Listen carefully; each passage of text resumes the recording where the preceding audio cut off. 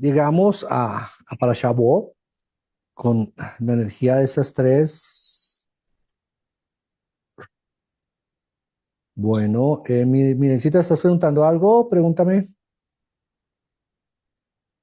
Mi Rab, sí, hay como escribí, ¿por qué llamaban la muerte de los primogénitos plaga? porque es una macod, es una plaga. O sea, de por sí fue la plaga más terrible de todas las plagas, ¿sí? Porque las plagas son muerte, ¿sí? Y ninguna plaga mató tanta gente como la Mahot Bejogot. Esa plaga mató muchísimos, muchísimos egipcios. Muchísimos. O sea, de todas las familias murió un egipcio. A ver, hay que entender que las plagas golpeaban y moría gente, ¿sí? Cada plaga mató mucha gente. Pero Makot Bejogot mató muchas personas de cada familia. O sea, como ya lo hemos explicado, hay familias en las que murieron todos los hijos, todos. O sea, si tenían 10 hijos, los 10 hijos se murieron. Los abuelos, los papás, o sea, Egipto casi se quedó sin hombres. Imagínate, el papá era primogénito, el hijo era primogénito, el nieto era primogénito, todos murieron.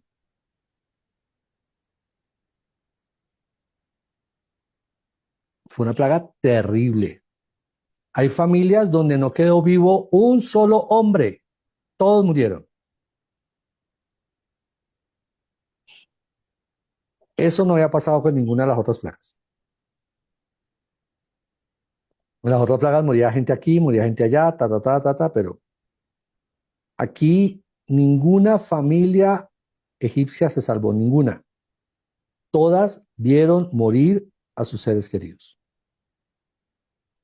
Ahora te pregunto, o sea, ¿cómo no se considera esta una plaga? Si es una plaga. ¿Mm? Lo puedo entender la pregunta de Mirencita en el sentido de que las plagas es considerado como algo que llega malo, mientras aquí el que baja es sacado Berjú, porque esta plaga es la única que ha sacado Berjú. No envió a un ángel, no envió a una fuerza, no utilizó alguna fuerza de la naturaleza, fue a Cado Berjú mismo. ¿Mm? Lo cual la hace, pues obviamente, mucho más fuerte. La hace o sea, nos genera una situación mucho más fuerte, porque fue a Cado Berjú mismo el que generó esta plaga. Bueno, para Shabbat. Para Shabbat está compuesto con la palabra Bab y Aleph. La cual Bab vale 2, la Bet, perdón, vale 2, y la Aleph vale uno, lo cual nos da en gematría 3.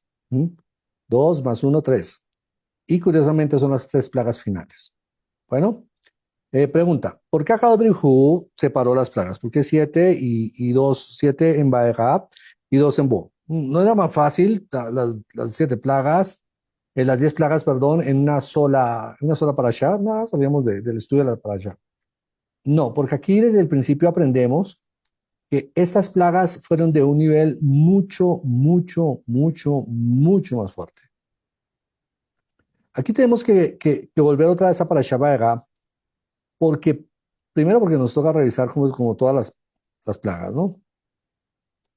Pero ¿cómo comienza las plagas? Comienza Moshe presentándose a Paró, diciéndose, hey, yo aquí estoy, vengo a liberar a mi pueblo, y en nombre el nombre de Akadosh Baruj Hu, en nombre de Akadosh Baruj Hu, el faraón dice, yo no conozco este nombre, ¿quién es usted? No, no, no te reconozco, sé quién eres Moshe, bueno, a Moshe yo lo conocía, sé quién es Elohim, porque conocía el nombre de Elohim, pero no sé quién es este nombre, que es el nombre de Hashem, el nombre inefable, nombre innombrable a Kadosh Baruj Hu.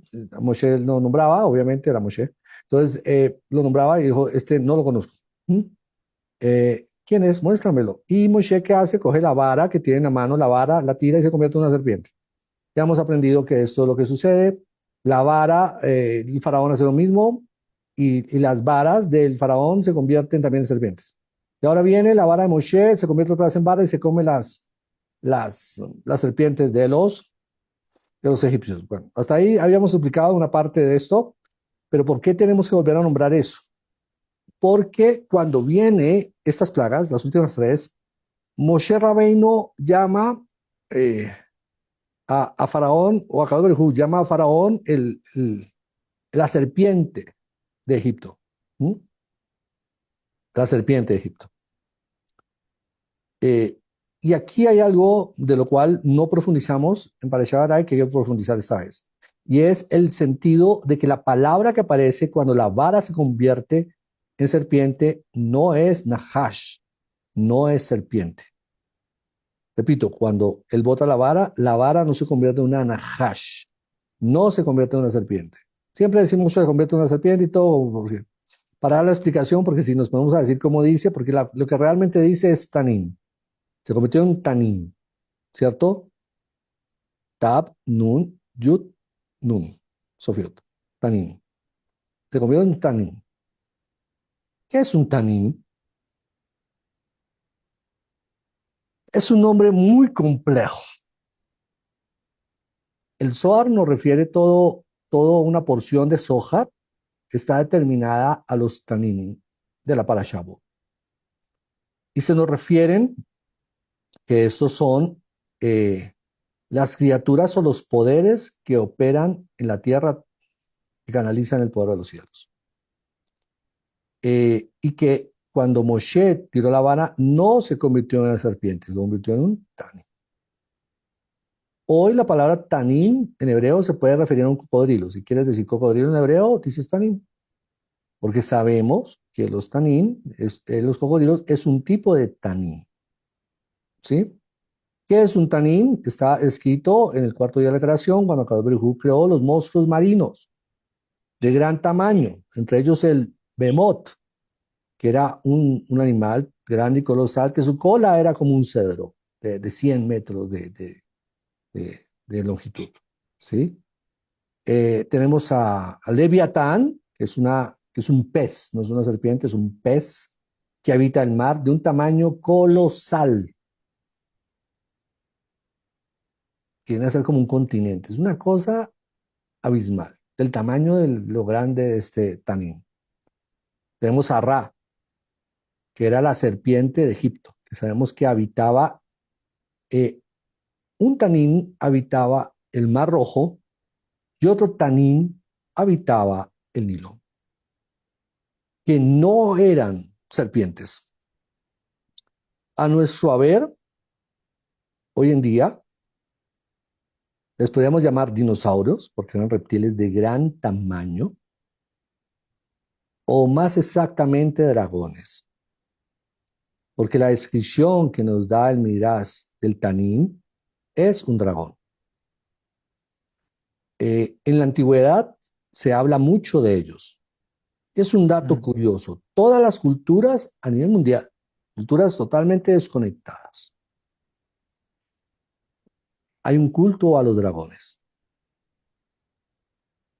Siempre hago la alusión de que la gente no sabe por qué los pies roja tienen esas plumas así, el, el jefe pluma blanca, ¿sí? Es curioso, en las cárceles al líder se le llama el pluma, la pluma, ¿no? El jefe pluma blanca, ¿no? Haciendo alusión a estos pies rojas, que son una cabeza de serpiente emplumada que es un dragón. Aquí en la América del Sur también se adoraba a las serpientes emplumadas que eran dragones. Miren las imágenes, eran dragones. Te vas a China, te vas a África, te vas a Rusia, te vas a los países nórdicos. En todas partes del mundo hay imágenes grabadas en piedra, con diferentes iconografías de serpientes emplumadas, de dragones. Sabemos que en la época de David Amelech, él fue el que acabó con los últimos dragones que habitaban en la tierra. ¿Sí? Uno de los grandes méritos que tuvo David Amelech es que él mató todas las serpientes emplumadas, todos los dragones. Eh, Ven que aquí me están preguntando algo. Creo que es nubiecita. Bueno, aquí tú nos hablas de los titanes. Sí, son los mismos titanes. Son exactamente los mismos titanes de la mitología griega. ¿Mm? Y existió una era en este planeta una era muy antigua, en la cual este planeta fue dominado por Tanín, por titanes, por animales inmensos, que hoy la ciencia lo confirmó, ¿no? Hoy la ciencia lo tiene clarísimo. Eso la Torá lo sabe siempre, ¿sí? Una época en que aquí este planeta era un planeta reptil, y de reptiles de tamaños colosales. Lo único es que para la ciencia esos animales, muchos eran animales, pero la Cábala nos dicen que ellos llegaron a tener civilizaciones y fueron unas civilizaciones muy avanzadas. Y la fuerza y lo que había en la Tierra en aquella época todavía era vestigios de sobrevivientes de estos animales que habitaban la Tierra. ¿Por qué hoy al cocodrilo se le dice tanín en hebreo? ¿Por qué? ¿Cómo se llama un cocodrilo? Tanín, tanín. Los dicen, ¿por qué es un tanín? Ustedes saben que los reptiles crecen mientras que viven, ¿sí? Si viven, lo vemos en las tortugas, que también muchos dicen que es un tanín, y por eso tenemos tortugas gigantes, que realmente no se sabe cuánto tienen, ¿no? Porque nadie ha vivido tanto para tenerlas y poder contar los años. Hoy en día, bueno, ya hay tecnología, ya hay mediciones y se están quedando asombrados que las que viven, la tortuga mientras que viva crece, ¿sí? O sea, una tortuga que se dice, no, viven 200, 300, 400 años, pero no se sabe con certeza, porque nadie hace 400 años puede decir, sí, esa estaba viva, ¿no? Tendremos que hoy en día con las mediciones esperar a ver cuánto, pero se sabe que viven muchos, muchos, muchos años. Los más conservadores dicen que estas grandotas de Galápagos tienen 150 a 100 años, mínimo, ¿cierto? Otros dicen, no, esas tortugas tienen más de 200 años y te sacan ahí el cálculo de por qué, ta, ta, ta, ta. El punto es que los rabinos nos enseñan que si cogiéramos un cocodrilo y lo alimentáramos y lo dejáramos crecer y hubiera las condiciones de oxígeno y de ambiente para que siguiera viviendo, se convertiría en un monstruo de metros de altura, de 50 a 100 metros de altura, fácilmente. ¿Mm? Lo que pasa es que hoy no crece porque no tenemos las condiciones atmosféricas, ni oxigenación, ni ambientales para que lleguen a ese tamaño. Pero dicen, esos hace eones eran gigantes, ¿sí? Y son los mismos. Los tenemos ahí en versión chiquita, ¿sí? Pero no se equivoquen, por eso ellos eran los que comían a los niños. ¿Recuerdan que eran lanzados? Y había un culto de lanzar a los cocodrilos, los niños. Eso es un culto a esos titanes, es un culto a esos tanines, es un culto a estos reptiles gigantes que gobernaban Egipto y que se les daba culto. Todos hemos visto la imagen del dios egipcio con rostro de cocodrilo. ¿Mm? No es casualidad, un culto a los tanín. Y realmente uno de ellos, el principal de ellos, era una serpiente alada y con patas, ¿sí? Que es exactamente lo que pasó en el jardín del Edén. En el jardín del Edén sabemos que la serpiente tenía manos y pies y alas, pero era la serpiente, ¿sí? Y si coges una serpiente y le pintas pies y manos y le pones alas, tienes un dragón. Sí, no hay que ser muy, ¿sí? Lo que realmente sucedió en el palacio de Faraón fue una guerra de dragones. ¿Mm? El dragón de Faraón contra el dragón. Bueno, ojo, no. El dragón de los, de los dragoncitos, de los aprendices a brujos de Faraón y el tanín de Moshe Rabbeinu. ¿Cierto? La serpiente no era una serpiente, era un tanín. Y uno puede decir, espera, ¿cómo así que la vara de Akadosh Baruj Hu es un tanín, es un monstruo? ¿Cómo puede ser un monstruo? Es la vara de Akadosh Baruj Hu, no es un monstruo. No sé si es un monstruo.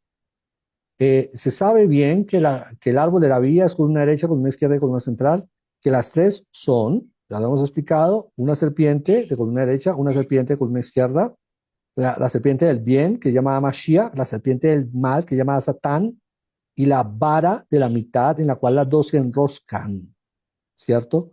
Que es la energía de la Torah, la que trae balance al mundo.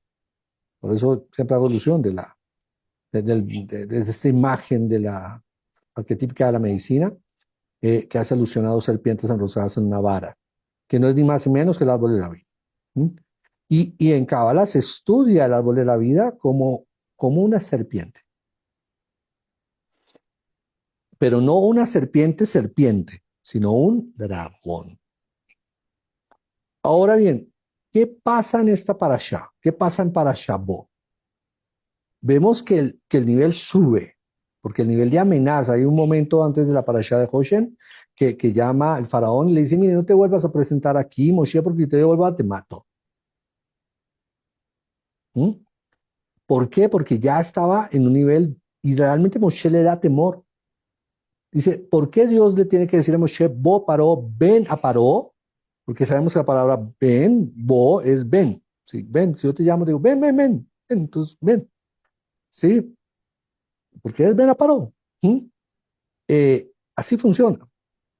Entonces, ¿por qué le dice ven? Porque Akadosh Baruj Hu estaba en el altar, en el palacio de Faraón. No, lo no es Balila. Porque Moshe necesitaba la compañía de Akadosh Baruj Hu. Y lo que hace Moshe a Akadosh Baruj Hu es decirle, no te preocupes, yo voy a estar contigo ahí, compadre. Y el Zohar nos aclara, nos dice por qué temió Moshe. Moshe, o sea, el que había desatado 7 plagas, así, facilito, sin mayor problema, ¿cierto? ¿Por qué ahora se viene a asustar? ¿Por qué ahora le viene a dar miedo?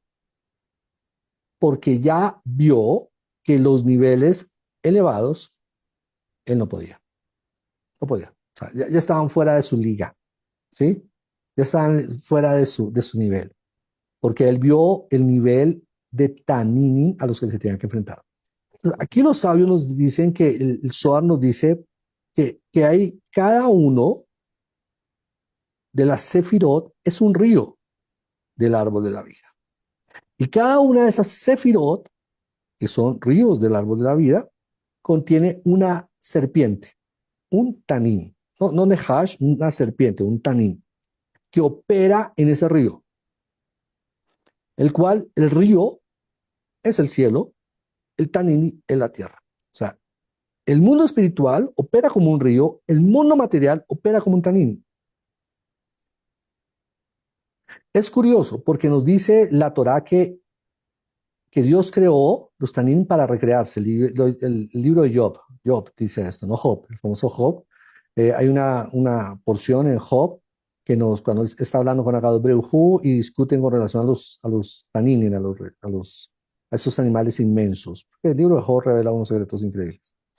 Entonces dice, y tú creaste los tanín para jugar, para recrearte. ¿Sí? Es el juego de Akadosh Baruj Hu. Akadosh tiene que jugar, sí, él creó sus grandes seres para jugar, ¿sí? Entonces el Zohar nos refiere que había dos taninín, uno grande, el más grande de todos, que era el Leviatán, que era una hembra y un macho, ¿sí? Y que la hembra le fue quitada la vida. ¿Por qué? Porque con la hembra viva, el mundo no hubiese podido existir. Hubieran destruido el mundo. De por sí, la era de los taninín, la era de los gigantes, los reptiles inmensos, tuvo que ser destruida, tuvieron que ser destruidos para darle lugar a la venida del hombre o para que los mundos del Tikkun se pudieran manifestar.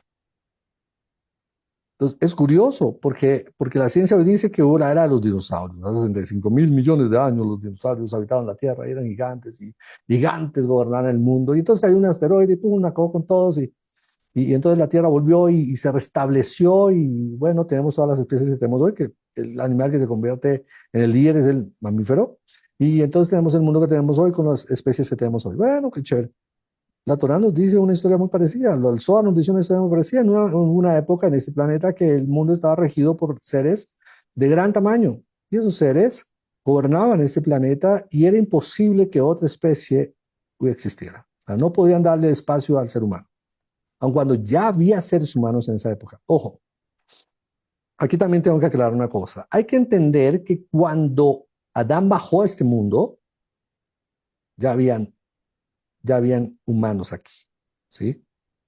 Ya cuando bajó a este mundo, ya había humanos. Realmente lo que hace Adán cuando baja, recordemos que Adán es un alma. Nosotros somos un alma, una neshama, que encarnamos en un cuerpo. Este cuerpo ya habitaba. Cuando dice que Adán bajó y habitó este mundo, es que el alma de Mashiach bajó y habitó este mundo, y habitó en un cuerpo. Por eso vemos mucha gente en la generación de Adán y Eva, y uno dice, ¿de dónde salió todo este mundo de gente? Solo debió ser Adán y Eva y sus hijos, y ya, nada más, no hay nada más. No, sí había mucho, mucho. O sea, la historia del Jardín del Edén es lo que estaba sucediendo en la dimensión de Binah. Es una dimensión muy diferente a esta, es otro mundo, bueno, es un mundo que gobierna todos los mundos, pero es una dimensión infinita. Esa es la historia del Jardín del Edén. Eso no pasa aquí en este mundo, pasa en el Jardín del Edén. Tú no estás aquí en el planeta y muchos, ay, no, eso pasó en Irán y allá en el Golfo de no sé qué. No, eso pasó en otra dimensión. Ahora bien, en esta dimensión, en este planeta, en este mundo, había una especie que ya había evolucionado y era una especie de origen reptil, que es este cuerpo. Y lo que bajó fue un alma que la encarnó, que fue Adán. Y ahí comienza la pelea del hombre, de la carne contra el cuerpo, de la serpiente que es el pie, el cuerpo, este cuerpo es una serpiente, con el alma, que es una imagen, un soplo de Akadobreo. Bueno, esa es la historia. Entonces, no es tan directa como se lee el texto, es mucho más arquetípica. Y cuando vemos, entonces, volvemos a la generación, porque no me voy a tener en la evolución de Adán en la tierra. Quiero hablar de los Tanín. Tanín siempre fue una imagen que me llamó desde que comencé a estudiar Torah. Una de las primeras, si no la primera palabra con la que conecté fue con Tanín, cuando lo encontré en la Biblia. Y mucho de la gran sabiduría que se revela, existen varios niveles de conocimiento. No hemos hablado, por ejemplo, que un nivel muy alto es cuando estudiamos las carrozas celestes, las Merkabot. ¿Mm? Ahora bien, las Merkabot, en referencia que ya es un nivel muy alto de estudio de Kabbalah, con relación a los Taninim, es como kinder y un doctorado. O sea, el nivel de profundidad que hay en el estudio de los Taninim es muy grande. Es un conocimiento demasiado elevado, muy fuerte. Bueno, entonces estábamos haciendo la referencia. Entonces aquí el Zohar nos aclara, nos dice que cada sefirot es un río y cada uno de esos ríos tiene un taninín y cada de esos taninín gobierna el mundo, la creación toda. Entonces las conexiones las hacen los taninín, que estos operan en un nivel aún mayor que el de los ángeles. Entonces cuando viene Moshe Rabbeinu y enfrenta cada plaga de Egipto, sabemos que cada plaga es un dios de Egipto. Y cada dios de Egipto es un titán, como lo refirió Nuyecita, o es un gran monstruo marino de la antigüedad.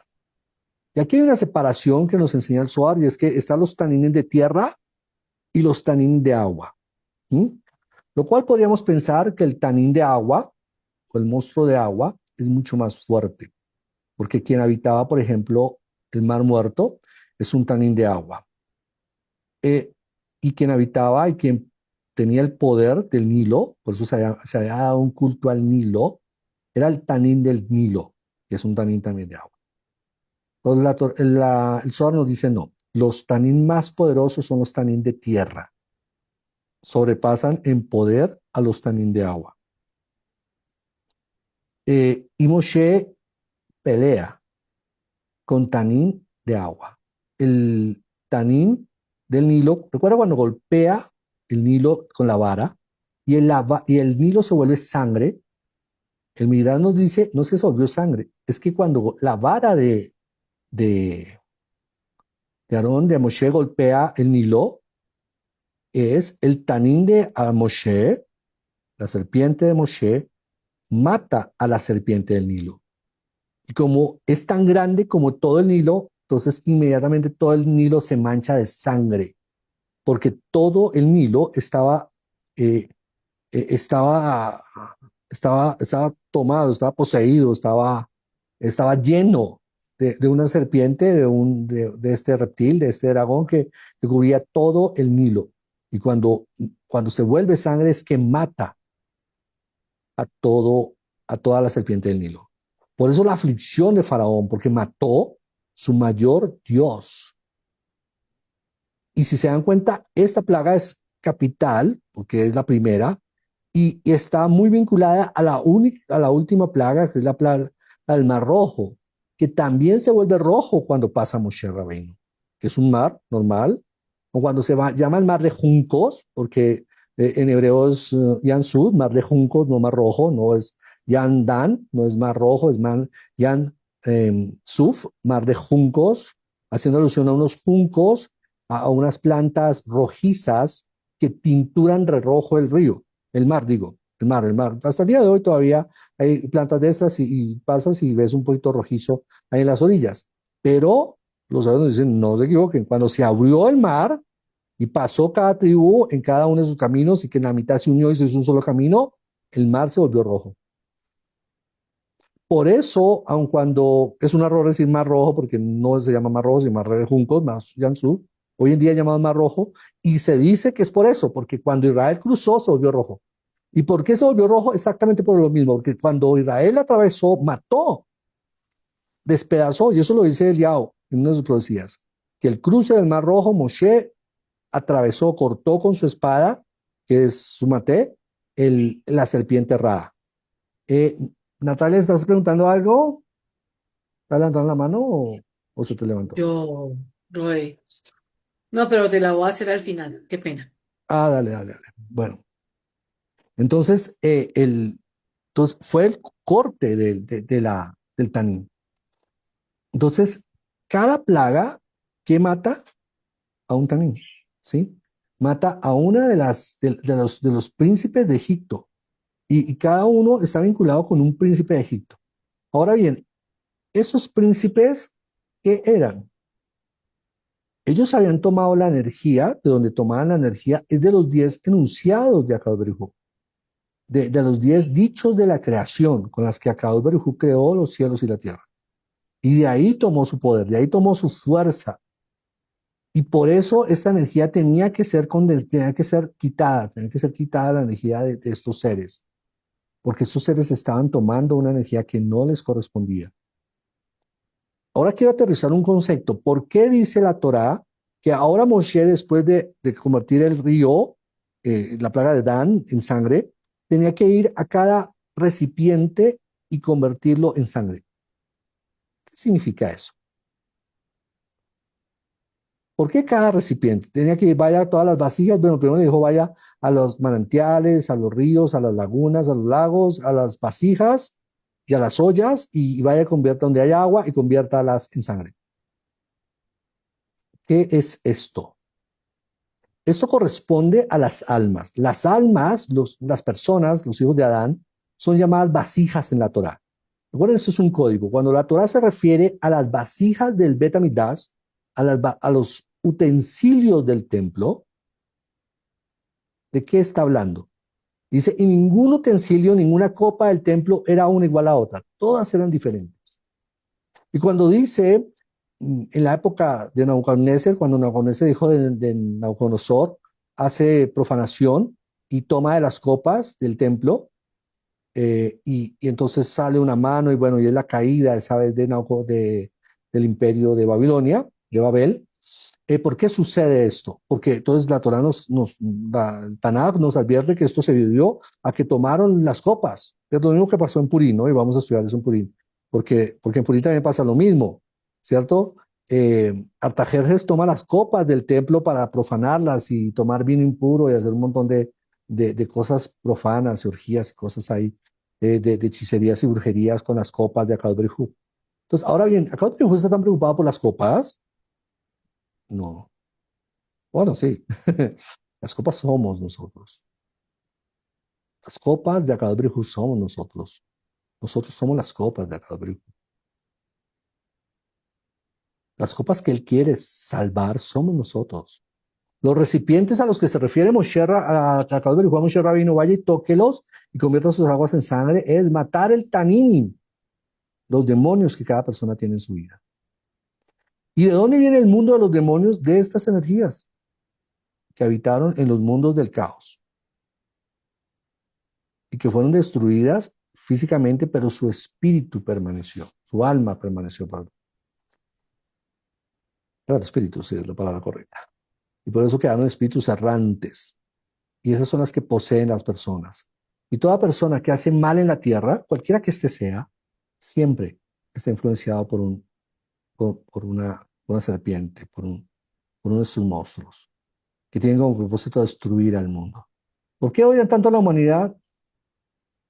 Porque lo sacamos de su casa. O sea, de alguna forma ahí sí uno dice, ¿sí?